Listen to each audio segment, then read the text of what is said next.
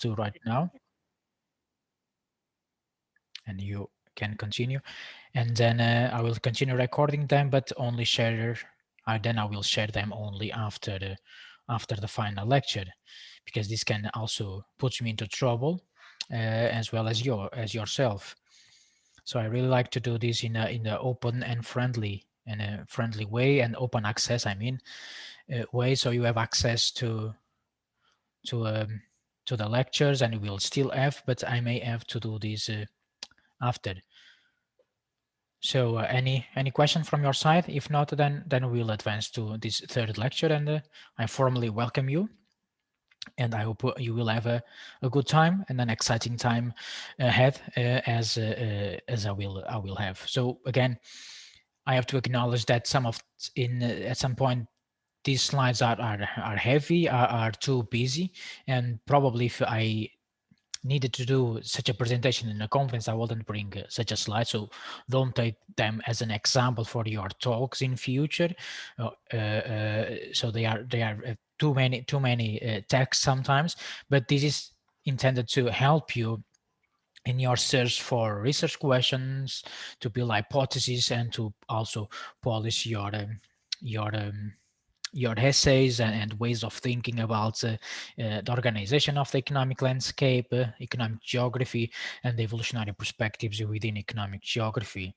So it seems that everything is set, and then we have now nine students. Let's carry on with our third lecture, end of April, and we'll discuss today about dynamics, industrial dynamics. So put this into a sectorial perspective, and also about the firm dynamics. We'll discuss about clusters, niche, and entrepreneurship, but here I focus again on the more environmental aspects of green entrepreneurship, and this is justified not only by the way I position myself into the discussion of economic geography concepts, but I think it is also my opinion, very much backed by recent literature, that additional research within the true potential of green entrepreneurship are needed, very much related with the socio-economic transformation of industrial towns, a complex topic, and I'm not entirely sure if we will have the time to really go into deep on this last point of the lecture. Then we'll see how it goes, and if not, then I will bring it to the next lecture. So these are core concepts within evolution economic geography, concepts that we'll see across this book, handbook on evolutionary economic geography, that you have in your OLAT platform. Again, also all the literature for this lecture is also available, as well as the slides. So also, if something goes wrong here, I always like to have a plan B, and we'll jump into that PDF in your OLAT platform. Okay, and sometimes we can play with image, other times we really have to bring text. This is to recap the previous lecture. We talk quite intensively about the role of geography, all branches of geography, as well as the role of economic geography in addressing these grand societal challenges. And these are challenges that go from the global north to global south. They have, of course, different ways of manifesting themselves, and they also have different impacts upon the local communities, being them more oriented to the degradation of natural resources, such as land, essential to produce and to sustain local communities, to sustain their livelihoods, as they depend on agriculture to produce their own food. But we have to embrace this holistic perspective in one way, as well as more place-specific approaches to understand the key factors underpinning these grand societal challenges, and finding ways to address them. So we talk about our role in understanding where these issues are located, the factors impacting them negatively, and we also discuss about, I bring this, as I want to bring you into the discussion, we also talk about that we need to come with policy recommendations if we can't do more than that as researchers, as students, to come with policy recommendations to somehow improve the ways of organizing the society in different domains, economic, social, and environmental. And economic geography does play a role when it comes more about economic activities in space, and we talk about these global supply chains. This goes from the production and distribution and consumption of crops, of production of crops, and then of agriculture products from within the food system. This goes also from the exploitation of raw materials across the world, mining activities, fossil fuel, the production of different kind of products across the globe. And let me pick up here one of the questions from the group.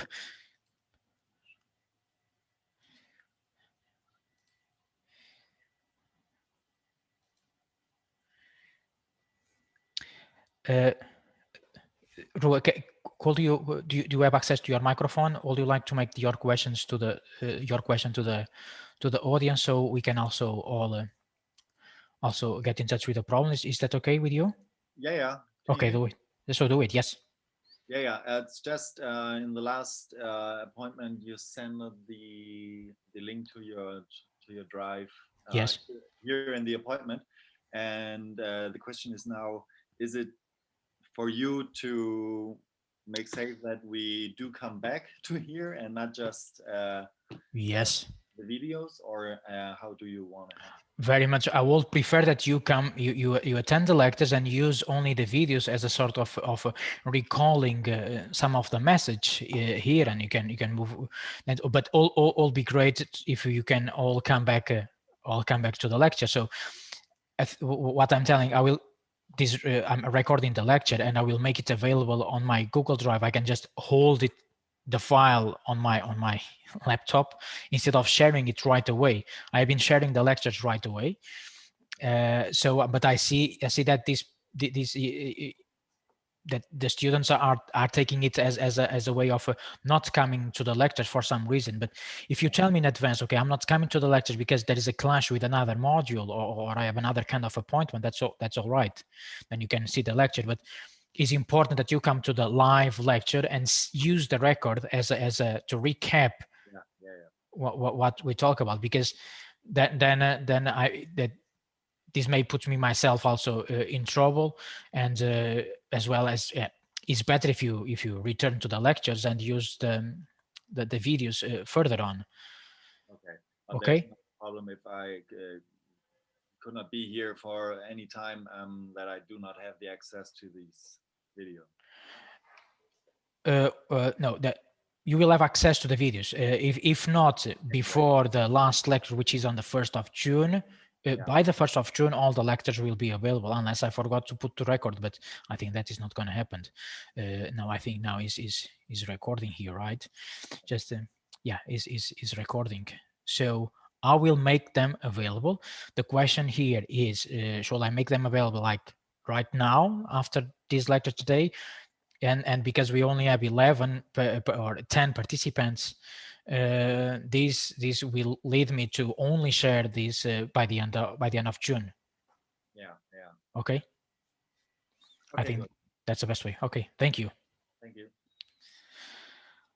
So yeah, you carry on. The lectures are there, the first two, but then because the number of participants is short in comparison to the list of registrations for the seminars that you had to fill and send to this other colleague of mine, not Professor Robert Ansik, from the student student affairs or something. Yeah, so we need to make a balance here, and it's important that you come to the live lectures right now for the discussion. That if they if there is a discussion, that is important that you come to the live lecture. So then we talk about this role of economic geographies and evolutionary economic geography in addressing some of these grand challenges, because it's important to understand also these paths of development throughout time, and maybe there was some sort of event in the past that was more effective in the putting these places, these real places, these regions into the right track of economic growth and social prosperity as well. So there is a number of issues that put the globe at stake in this context, and very much dependent of the economic activities worldwide. And there are a number of efforts, again, by a number of institutions, and you know that institutions and the networks that bring these institutions together, they are very important to understand the overall organization of this economic landscape, nationally, globally, and regionally as well. And for example, there is a number of measures among many within Germany's national sustainable development strategy. In one of these measures is the proposal to upgrade all industrial parks. You may have much better knowledge than me in this context. It's just an example. There are many other national sustainable development strategies. Some of them are regional level. Some of them are more focused on food systems. Some are focused on revitalizing industrial areas. So there's a number of steps taken by institutions. And here I include national governments, federal governments, and regional governments in putting the places into the sustainable development track, and very much influenced by what we discuss, also this large framework of the sustainable development goals. And within these pillars of sustainable development, economy plays certainly a prime role, but nothing can be achieved if we work separately. I mentioned to you, we need this is a collective effort, and we also need a strategic thinking in the long-term perspective, to really contribute to this sustainable development. Something I went very quick in the past lecture, and my apologies for that. Is this some possible research questions, some possible topical ideas within the operationalization of the sustainable development goals through these more evolutionary perspectives within economic geography? We can discuss the role of sustainable oriented startups, to what extent this new business that are coming up across the developed and developing world can contribute to a more environmental friendly business activity. We can rethink these global production networks of these large scales multinational companies, that they are located in one country, and all the production is located elsewhere in the world, from the production of paper to clothing, and other related agriculture products. So we can rethink all these global productions and try to understand to what extent a more localized, more regionalized production can actually continue supporting our own sustainability in terms of access to food products, as well as the sustainability of the communities. You can rethink different concepts, rather than discussing about industrial dynamics. We can think about how to embrace more slow processes in terms of innovation, and there is this concept of slow innovation. For example, we can rethink alternative economic development models, and this lets us to rethink about degrowth, for example. And we talk about the need also to explore these synergies, more these positive relationships and trade-offs, the negative impacts of developing one goal in in the other. In a more economic geography perspective, we can rethink about how to secure economic growth without compromising, for example, the fulfillment of the targets of the goal number 13 on the climate action.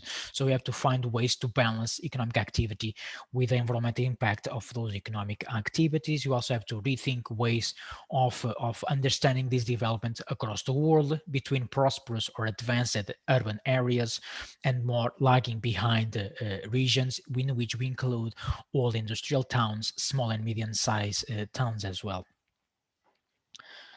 Getting a message here, but I guess it's just my own mistake. All right.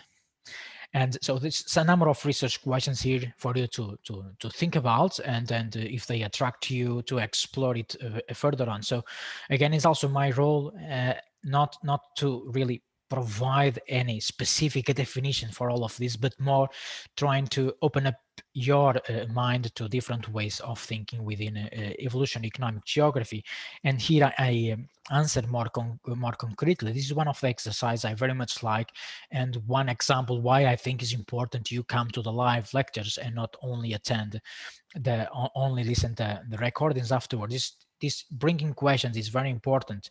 If I cannot answer at the moment, I will certainly bring examples here, trying to address one of the questions from Neil Koverstein, if I'm correct, and if I pronounce your name wrong, just please intervene and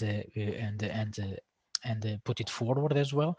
So there are a number of publications recently that address this engagement of the citizens, of individuals overall, into sustainable energy transitions. We'll still discuss about transitions further on this lecture and probably until the last lecture, because it's a prime topic within economic geography studies at the present, also regional studies overall, and planning and spatial planning also. So three examples here of where the debate this place attachment and how the attachment, the engagement with local communities can support or hinder this transition to sustainable modes of producing energy, and those addressing one of these societal challenges. One of these is more theoretical, so builds on concepts. Other focus on some case studies in which the citizens were involved in this definition of sustainable energy transition strategies in the localized context. Okay, and we move more in concrete to today's lecture. And is any question from your side in this recap of previous lecture?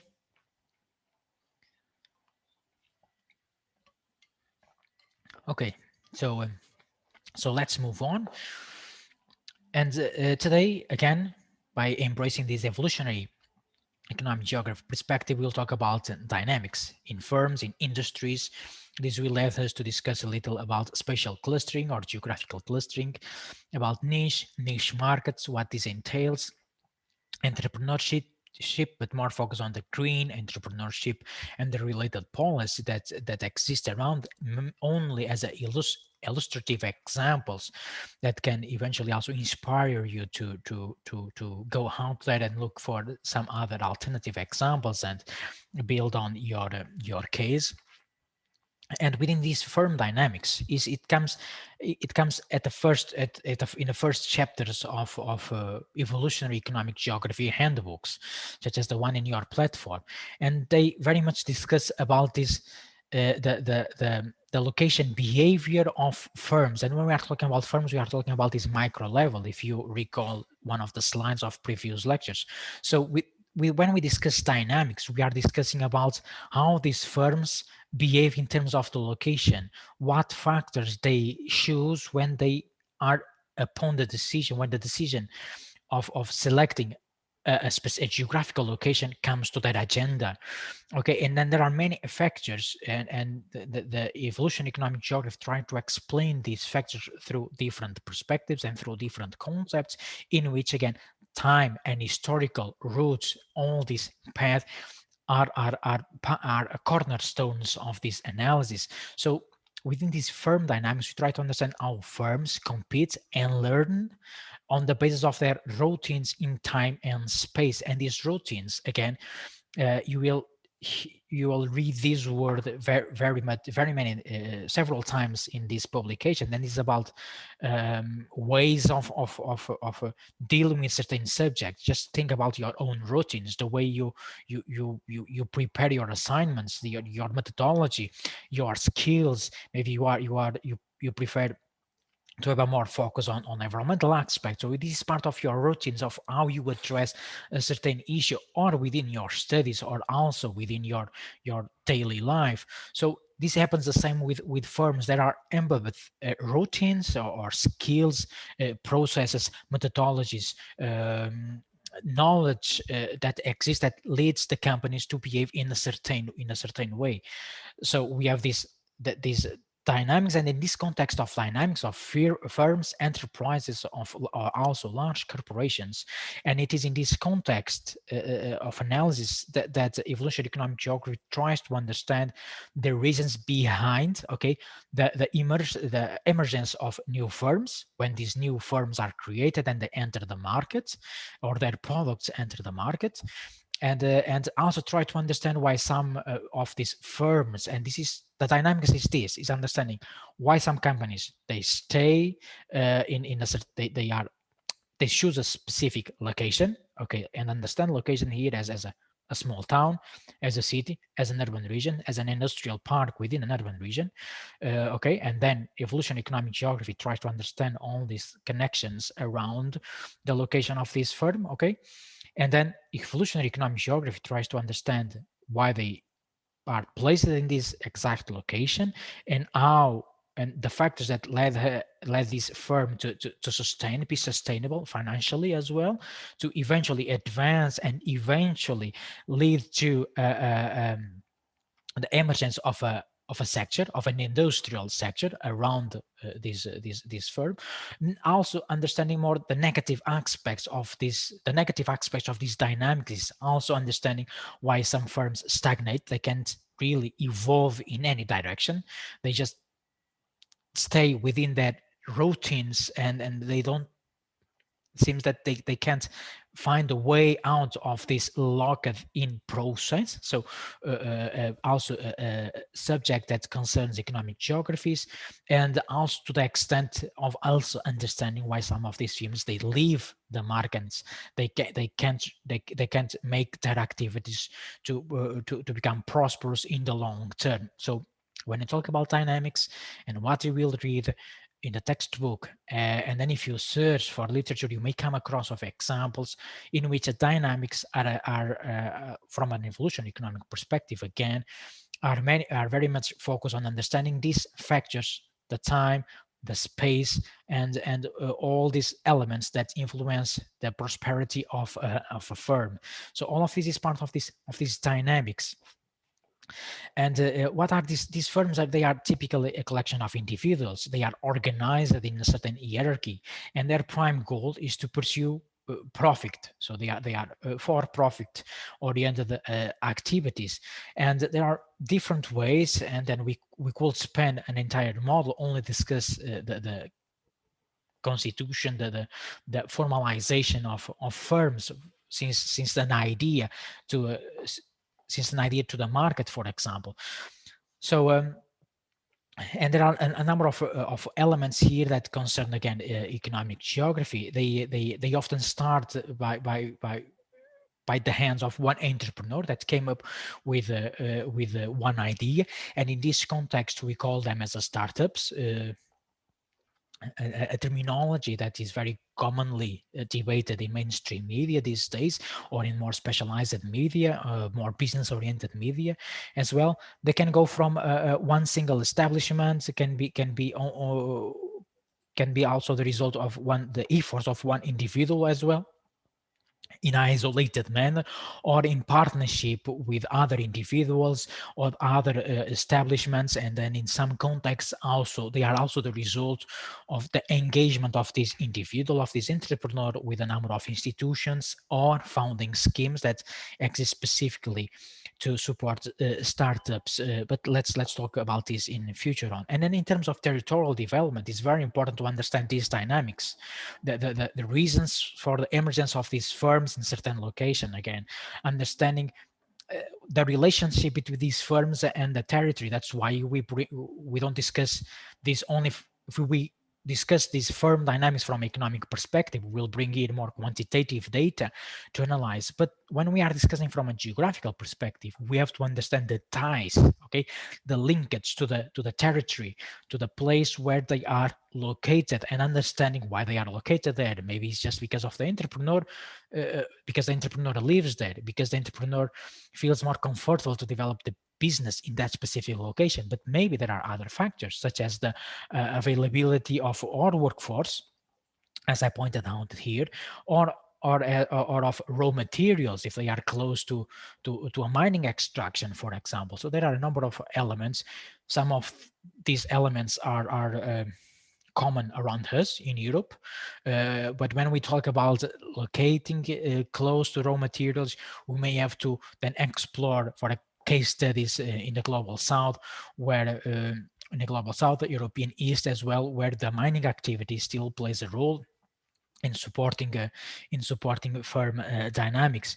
And we are talking about when we are talking about this linkage, firm dynamics, the location of firms, and the territory. This also forces us to rethink or to think about their strategy, the strategies used by these firms to attract labor force, or if in the context where they need some specific skills for to sustaining their activity. So then we need to talk about some talent attraction strategies and understand what they somehow how they prepare these strategies, what elements they use to attract labor force to their territories. And there are a number of examples around Europe as well as in North America of talent attraction strategies. So these are strategies used by firms individually or collectively, sometimes supported through an institutionalized agency dedicated, for example, to place marketing overall, or simply to attract FDI, foreign direct investment.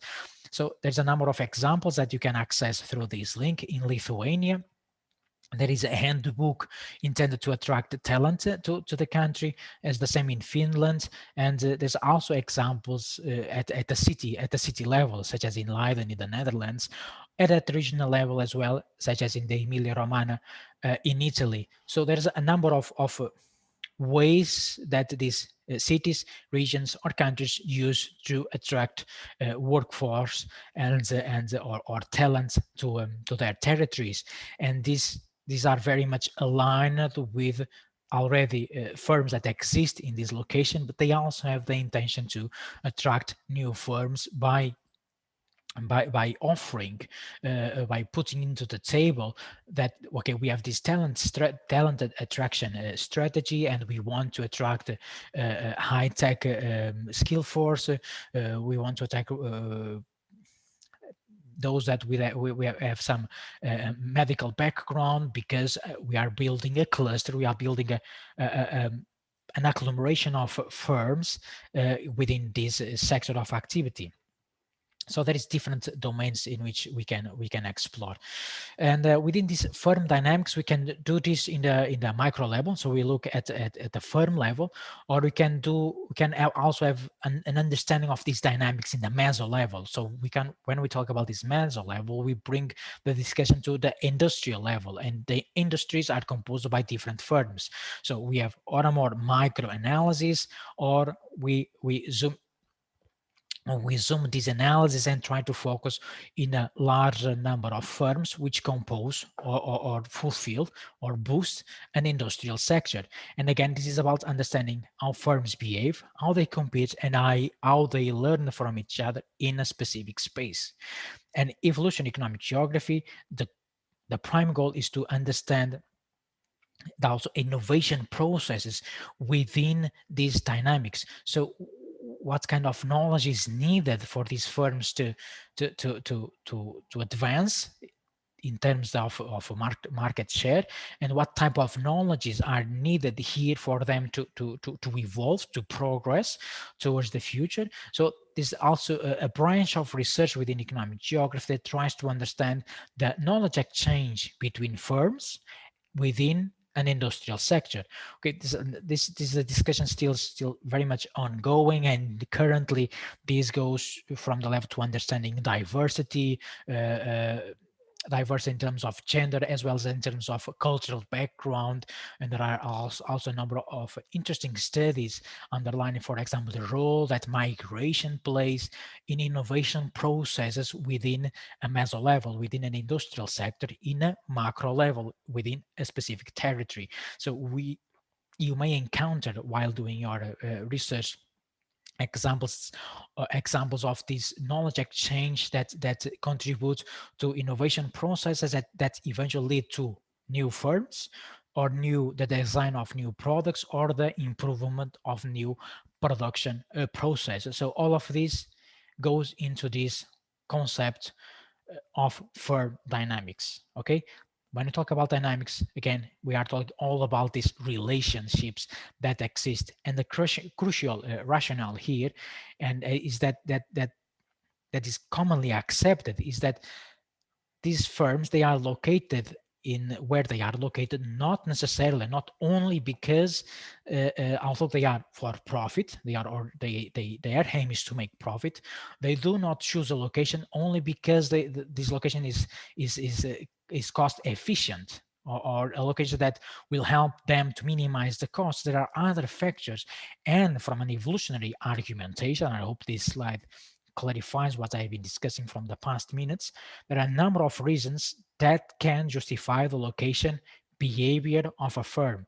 And this has to do with the residence of the entrepreneur, or if this firm is linked to a larger company or to a larger corporation, for example. So the location of a parent firm, and in this context, some of these firms will be called, in the business terminology, spin-offs. They are often located in the surrounding areas of the parent company. This also has to do with the social networks of the entrepreneur. Okay, you this somehow, also from a common sense, you feel comfortable in your neighborhood to establish ties with your neighbor, or with some business that is coming to the neighbor. So there is some ties that really help to solidify your position within that neighborhood, and the same applies with a firm. So these social networks, these ties to the place, this capacity sometimes to negotiate access, for example, to a parcel of land to expand the business, or the capacity to negotiate with a municipality to improve a road, for example. Okay, we are talking really about micro elements here that in many times justify the location of a firm, so they don't pop up out of nowhere. There are a number of reasons, not only cost efficient, but other measures that lead the companies to locate where they are located. And there are a number of examples, and these examples, I bring them again, they are merely as an illustration, or I try them to work as an illustration. We have these very popular across social media, how it started and how it's going. And if you go in depth, and you will see that large corporations in today's globalized economy, they start very much in a garage, or in a very small office, and they, because of a number of factors, and there are studies exploring this, I will not bring them into detail, because of a number of factors, not only cost related, networks, relationships that exist, negotiation capacity, but sometimes what? Power relations, strong lobbies, they lead, they influence the development path of these firms, and they evolve through time. So evolution economic geography tries to understand these dynamics. I could almost conclude the lecture here in terms of these dynamics, as basically this is the essence of the past minutes. Economic geography tries to understand these factors impacting the dynamics of firms, if they remain as a firms, if they eventually contribute to the development of industrial sector, and understanding all these elements, sometimes very small, from a capacity of negotiating well with a mayor, or with a leader of a union, of a workers union, for example. All these elements are important to understand the evolution process of firms. A couple of examples more, and then you find this also all around the internet, how Harley Davidson start and how it's going. So this is the result of a very much liberal actions, so very much capitalistic processes.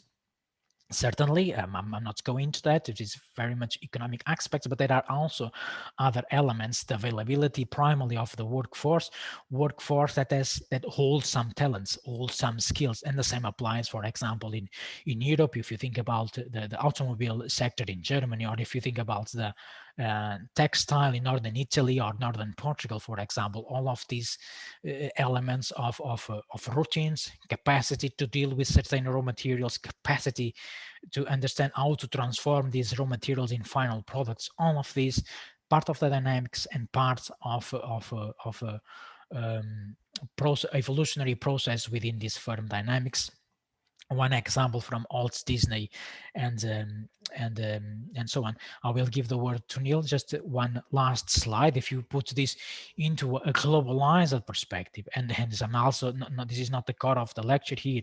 If you place some of these companies that emerge as the result of the location, because the entrepreneur was located in that specific city, and if you compare what they are these days, you see some of them they have larger profits, or they have profits much higher than the GDP of some countries. Neil, the word is yours. Yes, thank you for this very interesting aspect of evolutionary economic geography. But I want to ask a question and bring on some critique from a more leftist kind of view, because I think this paradigm in economics, and especially evolution economics, and this narrative of how it started and how it's going, do you think it's glorifying a meritocracy kind of aspect of everyone could do it, and it's single individuals who create these big firms without addressing the need of starting capital, mostly from parents or from donors or some sort of view, and the need for the extraction of the runoff, or what it's called, I don't know, I only know it's in German, the exchange value, no, Mehrwert, I don't know what's called in English right now, the extraction of labor force in third world countries, to put it that way. Well, yeah, thank you so much for this intervention. Yes, indeed, very relevant. And yeah, that's important to acknowledge. I think one of the slides I have after the green entrepreneurship points out to the possible failures of entrepreneurship is that indeed the winner can takes it all. Indeed, when we talk about Amazon, we are talking about one of the largest multinational companies in the world. That the current profits equal the 9 South American countries. So there's a lot of inequality in this assessment. Indeed, we can do analysis from more economical thinking perspective, left wing, right wing as well, and indeed is important to underline. It's not only this is not only just very nice and very soft skills we are talking about here, the location of the entrepreneur, but there is a lot of extraction of capital, or from financial institutions, or indeed from parents. And most of these cases, large corporations that they start as in garages, as firms, and they lead to clusters, to agglomeration economies, or to industries, because of capital extraction from different sources, or individual sources, parents, or financial institutions. And these also lead to many of the inequalities and uneven development we have in the US, as well as in Europe, or if you put in a global perspective, the exploitation of raw materials to for these large corporations who have been in front of our eyes, to be what they are these days. There's a lot of neoliberal thinking in their routines, and there is a lot of workforce exploitation as well. I'll even though there's a number of or there are a number of international agreements and United Nations declarations trying to support human rights. For example, there is now this supply chain laws in Germany. Germany is bringing one further. There is the European Green Deal with a just transition. I have a couple of slides further on. So yeah, we have to be critical, and I'm very thankful that you bring this critical perspective when we are analyzing these dynamics. Just also thinking a broader perspective. Not everything is really pink, as this diagram shows. There's a lot of money involved and power relations in this context, and in many and there's also a number of studies that clearly criticize all the Amazon treatment towards their labor force. I'm not fully sure if it answers your question. We have a question. It was Neil, sorry, saying thank you. Yes, please embrace this critical thinking within your works, and then try also to find the right references to justify. And you have a number of them. I could point you out Michael Storper from the US, often very critical towards this towards economic geography from a mainstream perspective. There are a number of critics also towards the economic geographies that underline that innovation only happen in urban areas. There are a number of examples, and I also have literature at the end of these slides of this lecture that points out that small and medium-sized towns or lagging behind regions, they also have a capacity to innovate. Okay, but again, from an evolutionary perspective, we have to understand the main reasons behind all this success. And unfortunately, happens also when you are studying place brands. That's one of my, if you go and check my background, you'll see that part of my background is in place branding, brands for countries, regions, and cities linked to planning. So there's always a lot of literature underlining and emphasizing the success, and the failures are often underestimated within research and within publishing, published academic research as well. If I'm allowed to add something to Of course. Neil's question, you can also see the failure in the dot-com bubble in the early 2000s. So even the venture capitalists invested in highly firms with .com in the corporate name, so maybe billions of dollars in the Silicon Valley, and they crashed down. So there was also a failure for many firms then. So not everything in the Silicon Valley that is now billions or trillions worth, has some companies also failed. Definitely, it is in this. So allow me to align your both interventions, and then it is important to understand why some succeed, and why others fail. Maybe because of this, there was some sort of strong source in terms of financial resources, or maybe a better relationship with some financial institution.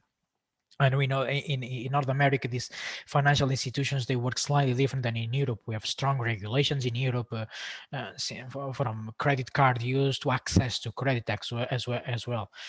So allow me to proceed in this context, because all you are talking about is very much related to the startups, the spin-offs, and terms that you are certainly, I see, based on your questions, and thank you for bringing them. You are familiar to these terms, and then you may criticize me as a lecturer for not bringing this solid definition. So I decided to bring some solid definitions at this stage. So the next slides, we'll hear about spin-offs, startups. We heard about these routines. We'll hear about clusters and a bit of global economies.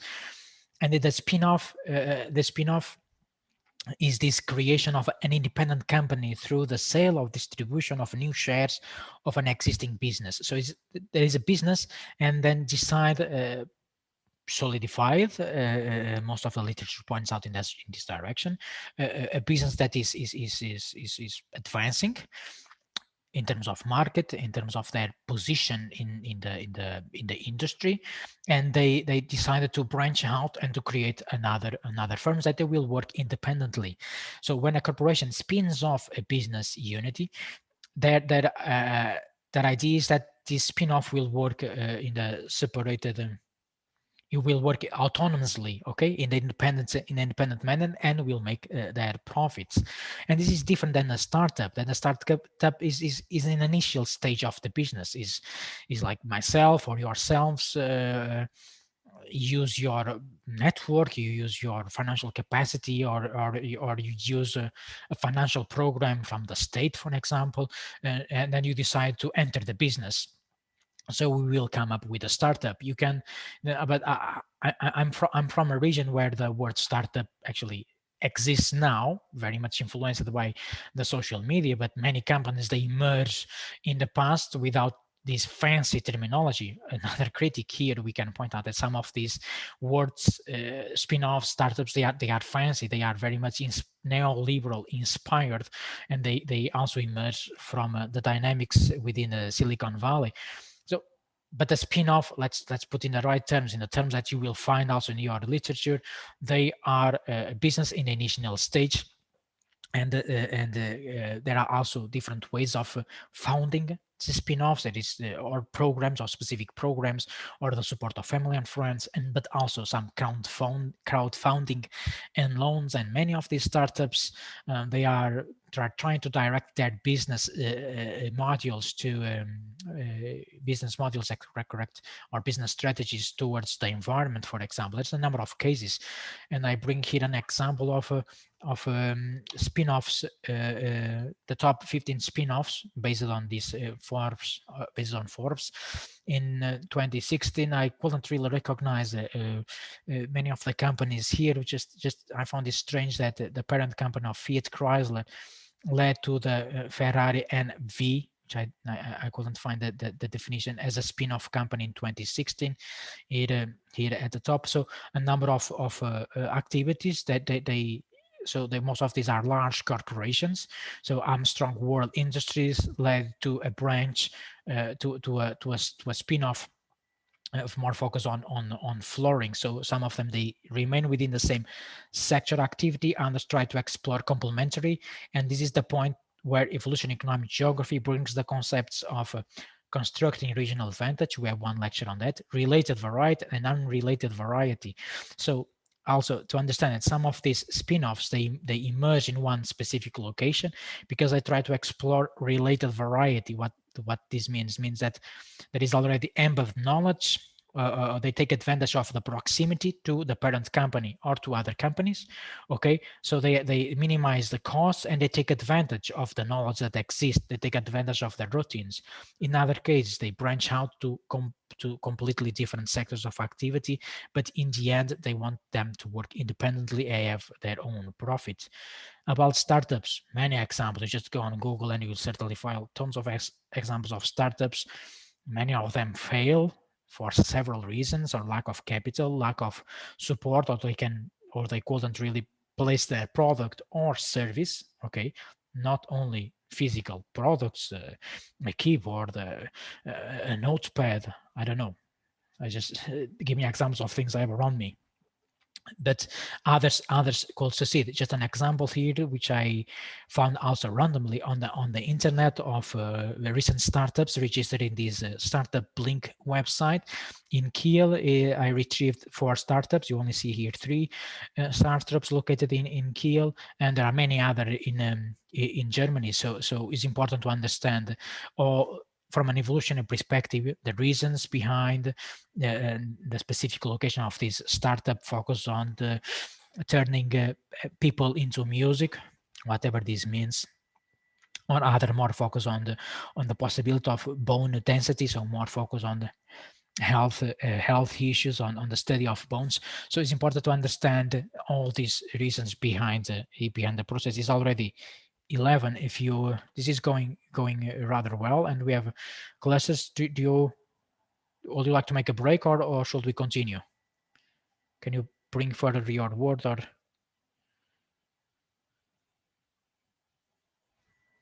5 minutes break?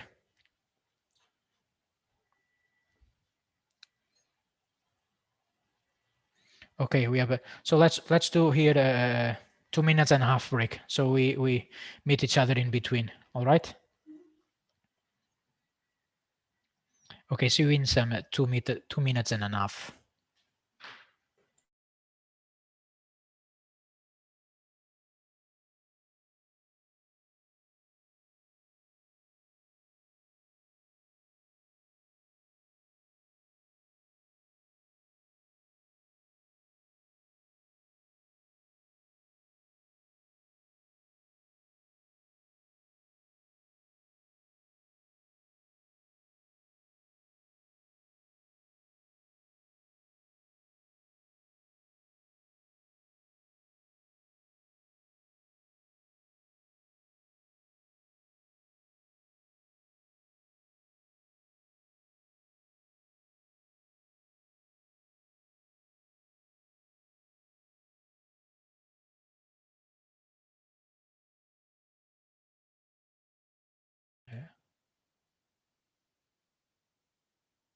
Okay, the recording is back, and it turns that the slides are.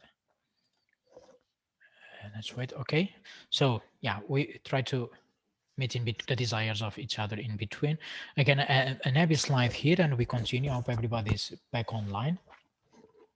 A couple of definitions here, more for you to more for your future in terms of clusters that are this group of firms, or also knowledge based institutions such as universities, research institutions, and other kind of firms that are intended to provide some technical support. So they are agglomerated. They are agglomerated or spatially located in one specific area, and this results in a cluster. So this is not about the networks, but it's about exactly about the physical location, the geographical concentration of interconnected firms, and then they can be more service oriented. They can be oriented towards the social media service, consultancy service in different types of domains, can also be very much related with the heavy industry. So there are a number of clusters worldwide to bring as an example.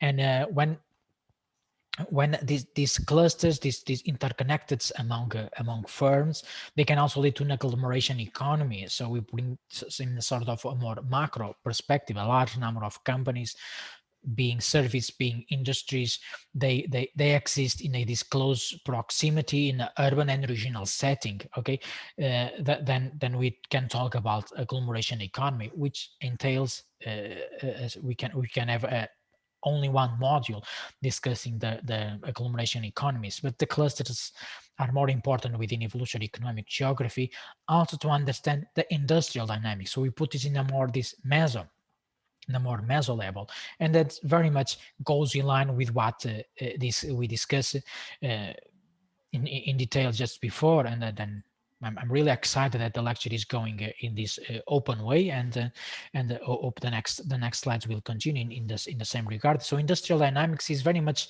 bringing this discourse of firm level to a higher context of understanding all these exchange of knowledge, exchange of routines within a specific industry. So we are focused on the mechanisms, processes, production processes, distribution methodologies as well, that drive the evolution of a population of firms within a specific sector into an industry. So evolution economic geography tries to understand these dynamics, our number of firms led to the developments or the creation of an industrial sector, so several activities. And this we discuss about spin-off dynamics as well as agglomeration economies. They may act as ways of ways of convey this knowledge and routines to other firms, and eventually lead to an increase of more firms. So there's an exchange of knowledge, sometimes data, sometimes ways of dealing with a production process or delivering a certain service that can lead to this growth of the number of firms in a specific location. And altogether this can lead or the creation of clusters.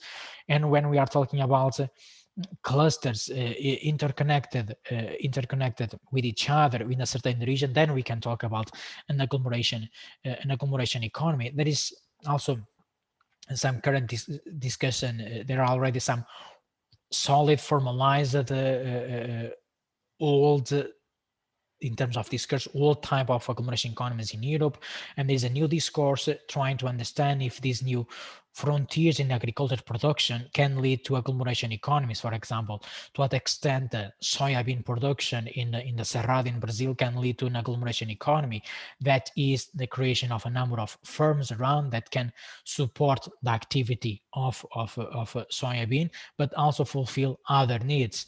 And many of the critics just justify that this is just not leading to the agglomeration economy because it's not in the interest of the large corporations exploring soybeans in the Cerrado. So this won't be leading to an overall territorial development of these very specific and intensive areas of agriculture production. And I bring often examples from agriculture production, as in my former position. at the University of Leuven, I was more focused in understanding the economic landscape of countries in which the agriculture is the prime activity in the global south. So that's some of my background influencing the way these lectures are going. Industrial dynamics, a recap. We talk about, these are about geographical concentration of industries, of industrial activity in a specific location. They can generate agglomeration economies, and they can foster or work as a base for startups to emerge. It's necessary to understand the levels of competition between them, to what extent the competition that exists can support or hinder the emergence of new firms. Eventually, they can also lead to some of them to bankrupt, because for a number of reasons they can just not sustain their financial position in the markets. And it is in this geographic context can also lead to the emergence of new opportunities of collective action. I point here new opportunities, or for the creation of associations, for example, for the development of social activities, not only related to the for-profit based principle or strategy of these companies. An example, when we are studying industrial dynamics from an evolutionary economic geography perspective, we have to put this in a context of international competitiveness, of a competition between regions, competition within industries, among firms, and also across industry and across regions as well. We have one example here from northern Portugal, and it's important, although the authors neglected the location of the two largest cities in Portugal. It's important, in my perspective and as a geographer, to always bring a location, a city, a large urban region that can lead the reader. That imagine that you are preparing your essay. If you talk about a specific region in Germany, it's important to identify the closest, largest area, because we readers often associate, we have in our mental maps a basic location of these larger cities, so we can locate better the case study. If I bring you only Aveiro North as the case study of this, you won't be able to identify, but you may recognize Porto, or you may recognize Lisbon as the largest cities in Portugal. So you see that I'm talking about the northern part of Portugal, very much specialized in textile as well as in manufacturing. What they do in terms of understanding the industrial dynamics of this specific region in northern Portugal, they look at the type of industry, and what they look at the evolution through time. So they don't focus on the year 2000 or the year 2020, but they focus on understanding these dynamics through time. So this is doing an evolutionary economic geography study. Of course, I'm not expecting you in your essays to come with such a study. This takes a lot of time and resources to do it. You need case study work, and in the current context, this is very difficult to conduct. But it's important for you to have certain knowledge, and I want to transmit this to you of when we are doing an exercise of understanding dynamics within evolution economic geography. We look not only at the type of industry, we look why they exist, they are located in this area, the factors again through time. They have a starting point, the year 2006, and their endpoint of analysis, the year 2014, and they try to understand all the evolutions in terms of composition of the sector. I'm not going to detail in this case study. Many other case studies you can find across the literature, very much focus on the industrialized country, industrialized regions, and sometimes regions here also means talking about Southeast Asia, for example. A number of examples focus on the territory overall, or on the such as the case of the Ruhr Valley in Germany, an example there, or focus on a specific sector, such as the photovoltaic industry in China. So this is the type of works you will come across when you do a research on evolutionary economic geography, industrial dynamics within evolutionary economic geography. And it is in this context of understanding the location of a number of industries, if they are related or not to each other, understanding why these specific social media oriented or service oriented industries are located in these specific areas is justified since long time. And then it starts with the seminal work of Michael Porter from the business and management studies in terms of the competitiveness. So Michael Porter develops this work on the competitiveness of nations, and it tries to through the language, through this narrative of clusters, to justify why some regions can compete while others are just not able to position themselves in this competitive market. And it goes on and tries to explore the reasons behind these firms' competitiveness. And Michael Porter's study is somehow the background of this cluster terminology that is very common across the evolutionary economic geography. And the paper that you have in your platform from Delgado, it really clarifies from this seminal work towards today this understanding of clusters within the competitiveness of firms, that and then we analyze these economic actions from a corporate to a territorial perspective. What does it mean? So this Delgado paper is not only focused on the elements, economic elements of firms that lead to a more competitiveness, but also understanding what within a territorial perspective can lead to a better position in terms of competitiveness. And again, this is the background. This was the background of this industry cluster concept that we discussed quite intensively in economic geography. And within we try to understand clusters, or we understand clusters as this geographical concentration of industries that are related through knowledge, skills, inputs. They try to provide a feedback, sometimes in providing a complementary goods to other firms, so they can then incorporate them in their industrial process. And what type of analysis you can make here? I always bring this to a more practical sense in terms of, okay, clusters that are geographic agglomerations, they exchange knowledge, all right, they exchange routines, they exchange ways of doing the things.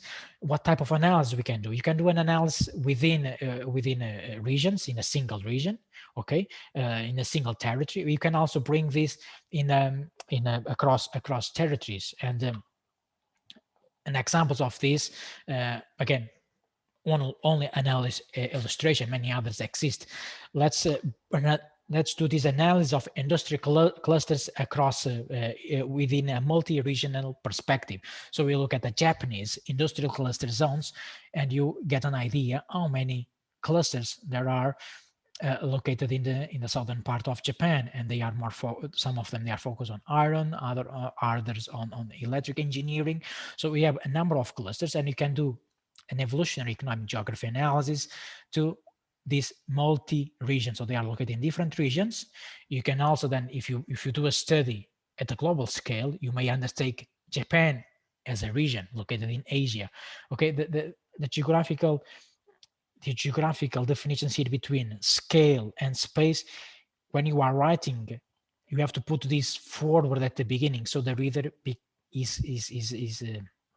you clarify the reader in terms of your assessment.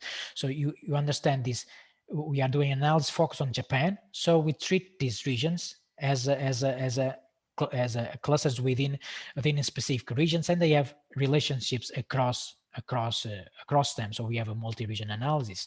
We can also do an analysis at the single region level, and we look at this Kansai area, if I'm pronouncing correct, where Osaka, for example, is located. So we can have an analysis in terms of cluster dynamics within this specific territorial area, and we'll have different kind of activities that the background paper explains the dynamics that exist involving industrial concentrations and involving also research institutions. So we have a cluster of nanotechnology here. We have a cluster of science for culture and Center for Culture and Science located here that support some other more heavy industries in the surrounding areas. And also we have we have a number of institutions that are intended to continue supporting the routines, means the capacity to, for example, in this case, manufacturing a certain products. So examples of how industrial clusters are treated within economic geography. And also, again, if you put this in a more globalized context, you can have a combination. That's what Delgado says it in the beginning, says here in this, that I skipped, okay, that okay, if part of the literature suggests that you can have a multi-region analysis or an analysis at a single region, you should not neglect the possible relationships that exist within the region, okay, involving different sectors of activity, but also what kind of synergies they explore across the region with other countries, for example. So here is an analysis how this cluster in South Korea interrelates with other activities located in Russia, in China, and in Japan as well. So it's important not to neglect, also be critical, and not to neglect the number of networks and established interconnectedness that exists across the region that make the region to be what they are in current times. And the critique towards the industrial cluster dynamics comes from a group of researchers in Vienna, which tend to criticize that and there's even more specific literature on the Silicon somewhere, you know, this idea of importing the Silicon Valley development model to other regions without paying attention to the place specific elements of this territory, which eventually will lead to failures. So there's a number of critics telling that there is no one size fitting all. You cannot develop a cluster policy that was successful in southern part of Japan. You cannot just simply import it to South Africa or to Southern Europe without paying attention to what? To the regional qualities, to the tangible and intangible elements that exist, their capacities, their know-how, their customs as well. We have to pay attention to the embedded knowledge. You have also to pay attention to the factors that make that specific region to be the region they are. So importing importing policies, regional development policies, or more specific cluster policies from one country or from one region to another requires a very detailed analysis in terms of to understand what could work and what will be deemed to failure. Okay, there's also a number of studies trying to build benchmarking models, suggesting the cluster of Silicon Valley worked very well in this context. So there's a number of measure sheets that if other regions import them, they will succeed. Okay, this can happen. Okay, can happen, but requires an analysis of a context specific analysis, and this also leads to understanding path dependencies and understanding the dynamics between firms and among firms and within industries. Okay, I hope you understand what I'm telling here, that there is a number of examples, and when you bring this to a specific case, you have to understand the realities of that space. Also, if we are pointing out policy recommendations towards towards lagging regions, for example, how they can overcome their stagnation at the moment, is important to bring this in a very context specific, in a very place specific context, understanding their realities. And if you understand these realities, I try to always make an interconnection between the slides here. If you do this analysis of the realities in a specific location, you may identify niche. And niches, when we are talking about niche, we are talking about a specific segment, a narrow segment of the market. This can be related with industries.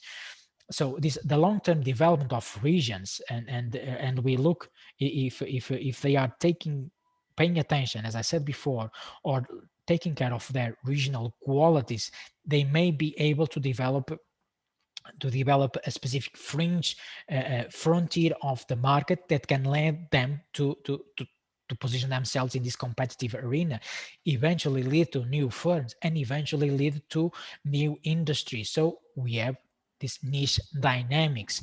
The literature seldom explored the niche through an evolutionary perspective. There are a number of references here, and I have examples to try to make this clear. So when a group of one entrepreneur or entrepreneurs in association trying to explore their potentials, the potentials of the region as well, they may create niche.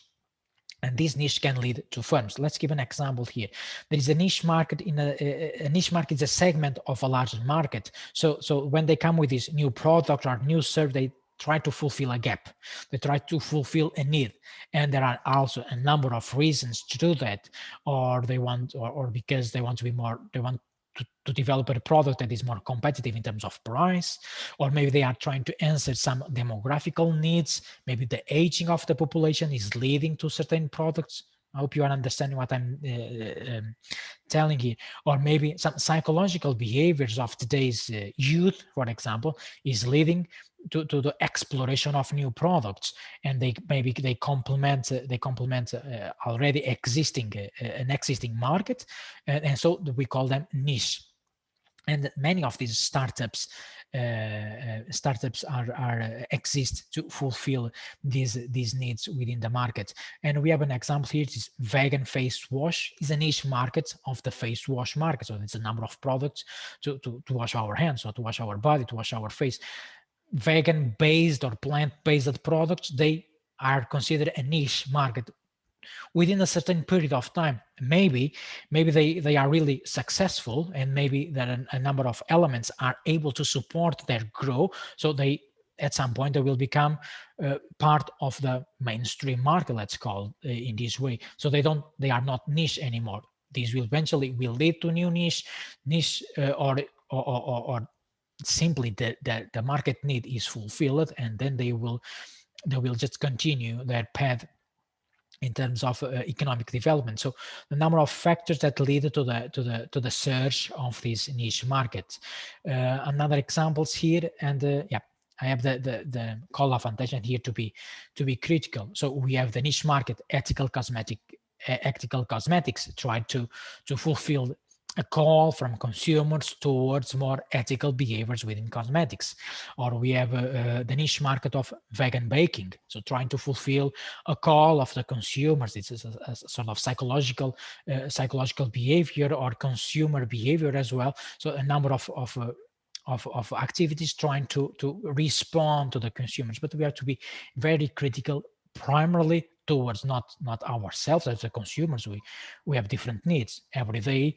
Maybe today I have an understanding of the way the world is developed, and maybe I start reading some material, and then I formalize my ideas in a different manner. So we have to be critical towards the goals of these companies, because there's this magic of marketing. Suddenly we transform everything in green, and in the end, what we have, as business as usual, we have green cars. Really green to what extent? Then we have green packing, but yeah, we continue to have large amounts of waste and incapacity to recycle everything.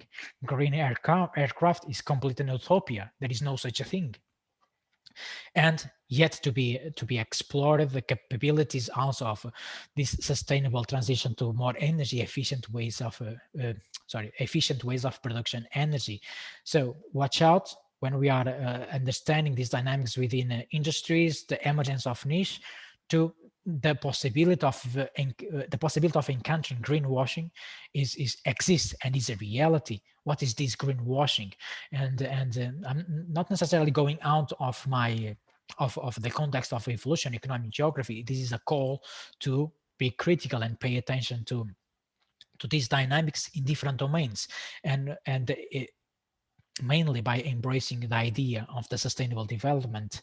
So when we are talking, when consumers and why this exists, the consumers, they are willing for some reasons to pay more for products with a sustainability message, that they are green, they are more environmental friendly. However, when something sounds better for the environment than what actually is, we are talking about greenwashing. There's a number of definitions here. Greenwashing equals a false or incomplete information from the firm, company, from the organization side. Sometimes they trick us consumers into thinking that their products are actually environmental friendly, but in the end, if after an analysis of sometimes there are a number of non-governmental organizations doing this analysis, the products tend to be just more of the same. So we are talking about greenwashing. Examples: we have these automobile companies calling that their diesel cars are clean, and studies say there is no such a thing as clean diesel. Is impossible. Diesel is not clean.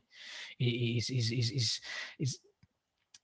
the advertisement they do, how they place their communication is completely is unethical, leads the consumer to think in ways that the products are not able to respond.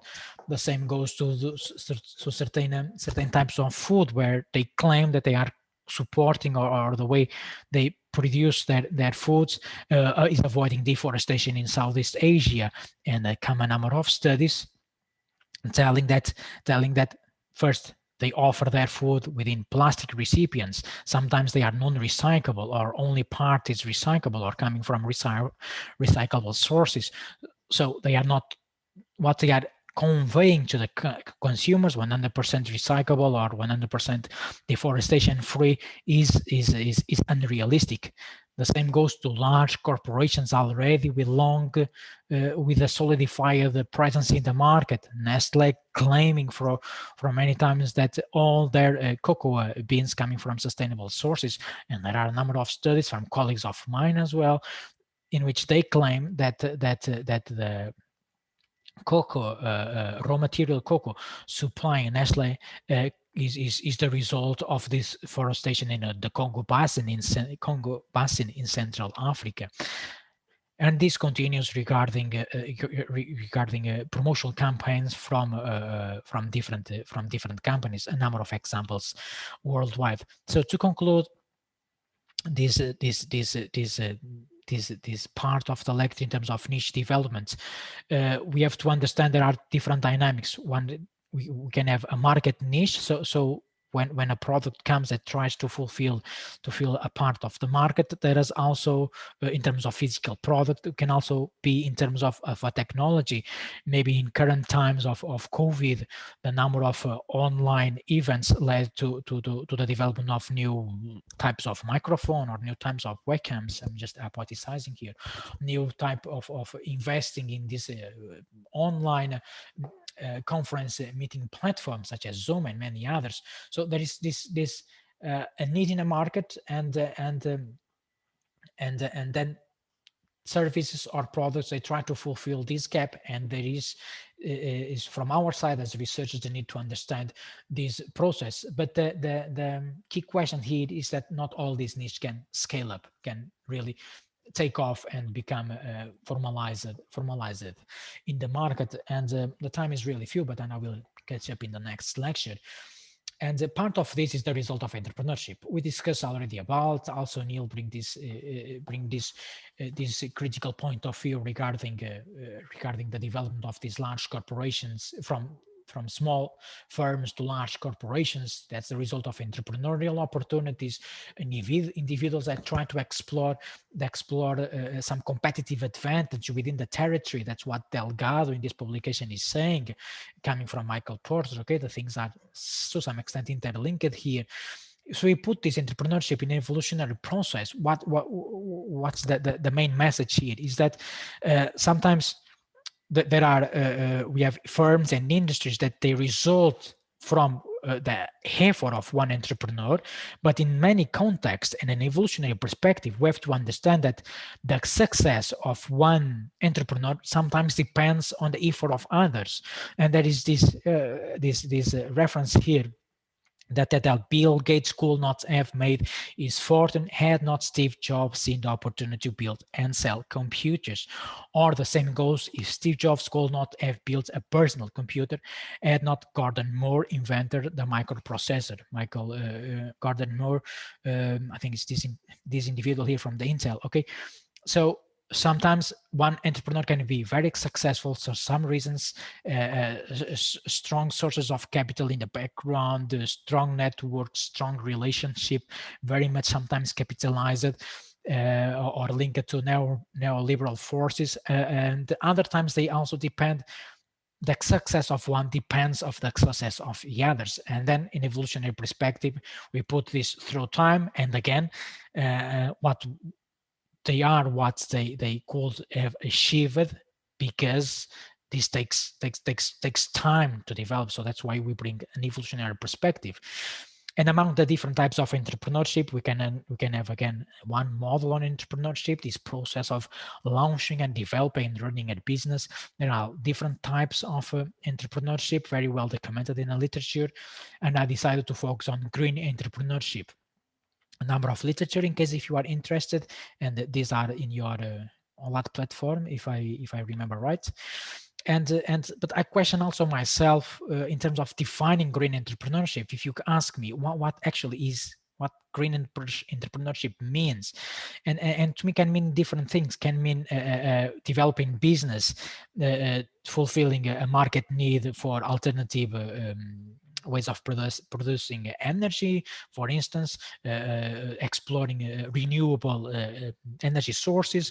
Can also be about developing activities, sometimes non-for-profit activities that can lead to a different action in a globalized supply chain.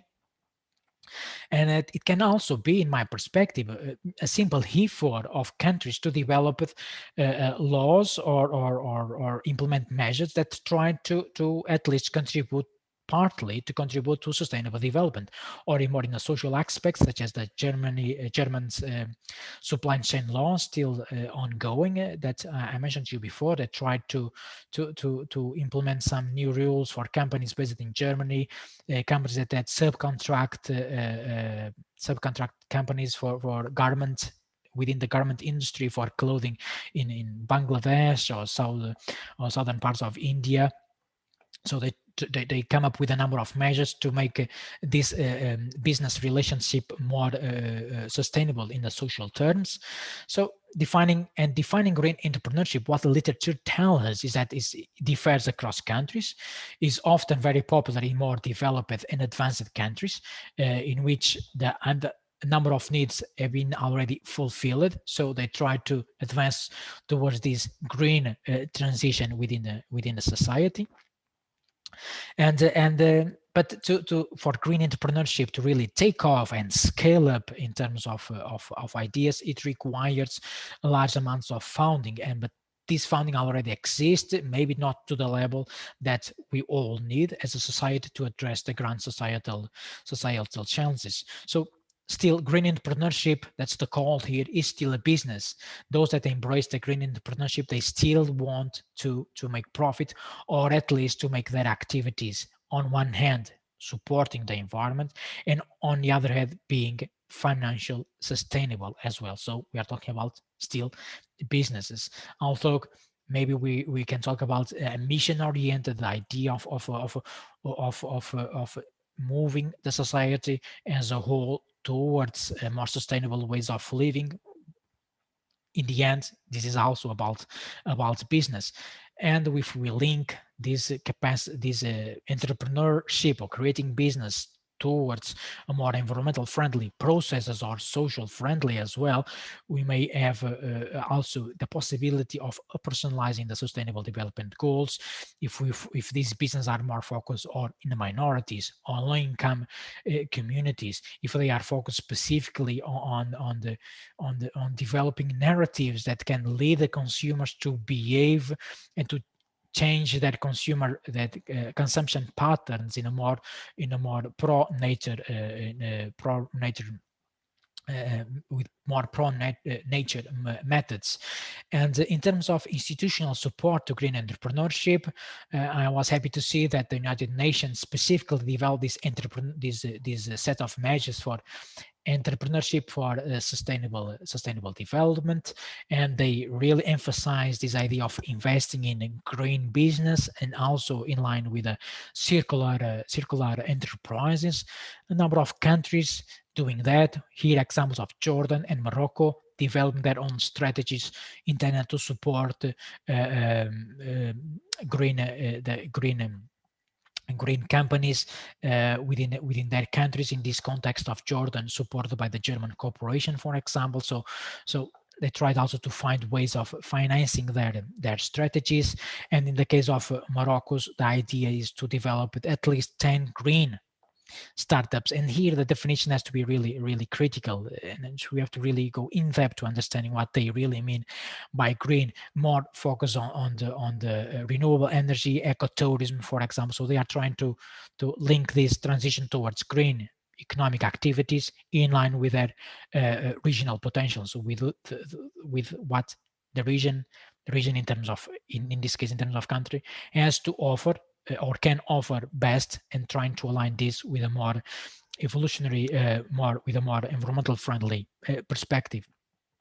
And at the end, there are a number of challenges. What this slide tells us, the key message is that nothing can really take shape. If we are talking about Europe or elsewhere in the world, nothing can really take shape if we don't have the engagement of the politicians, of the political regimes, and of the society.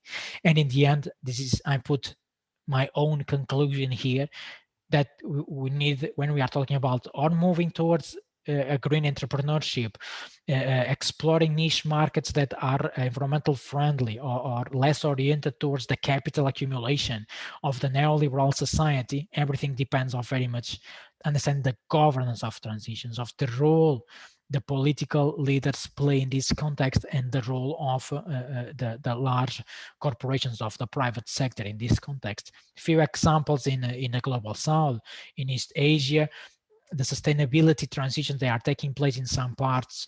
They are very much supported by the government. So that's a way to somehow make them more effective. The same happens in South Africa in some context of energy transition, if I'm right. There is a number of incentives to explore niche innovations within within energy transition. So governance is a key for the success of transitions to the green economy. And again, what this slide conveys to us is that we also need a multidisciplinary perspective. Discussing sustainability transitions imply an understanding of the political context, of the economic context, and also of the cultural background of the communities, to what extent they are willing to implement.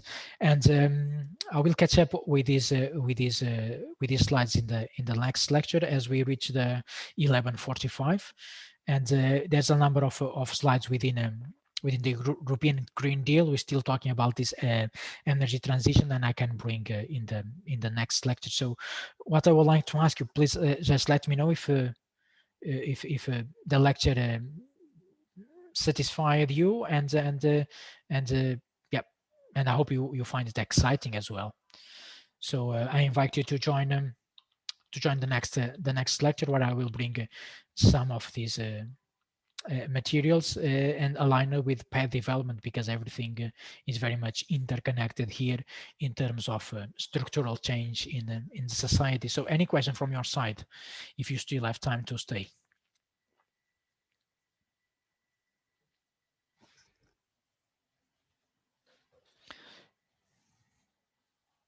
Not at the moment.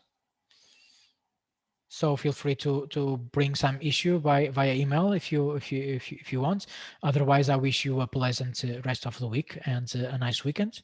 And I will see you already in May, next Tuesday, for the path developments and path dependence, with a recap of this lecture in terms of this green transition, the transition towards more green ways of behaving in the society. Okay, see you next time. Goodbye. Bye. Bye-bye.